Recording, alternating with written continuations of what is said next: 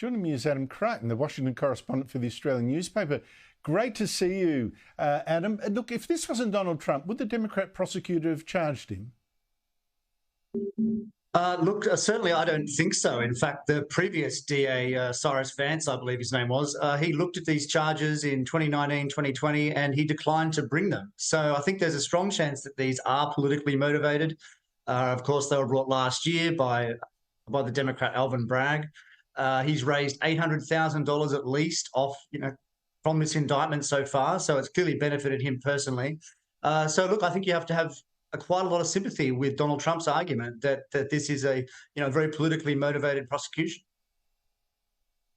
Yes, we must remember that Bragg is an elected official and therefore he needs that cash raising for his election expenses. Bingo!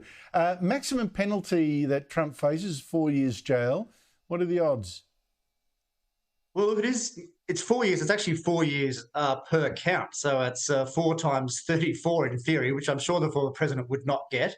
Of course, it only takes one of the 12 jurors to dismiss the case, but even that could be a tall order in Manhattan, where something like 88% of voters voted for Biden at the 2020 election.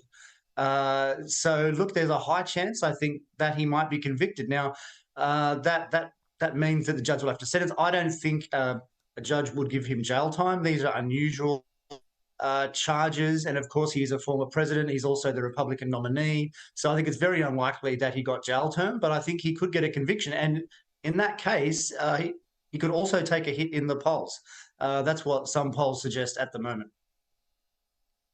Well, that's an interesting point, Adam, because look, so far it seems that Donald Trump has raised a ton of money, has risen in the polls, claiming that he's a victim of the corrupt deep state operation, Democrats misusing the judicial system to try and put him away because to protect Joe Biden. Do you think that they will actually reverse now if he's actually convicted?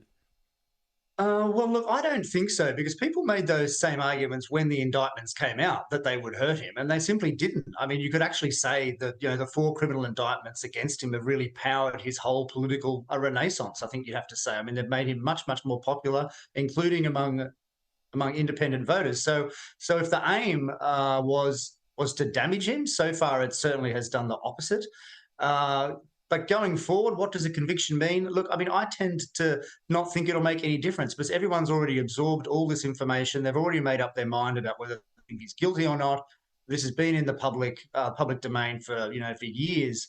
So I don't think a conviction is really going to make too much difference. Where it does make a difference, of course, is it could, in theory, see him completely barred from campaigning. But that said, focus on these cases is a lot of earned media for the Trump team, and they seem to have helped him so far.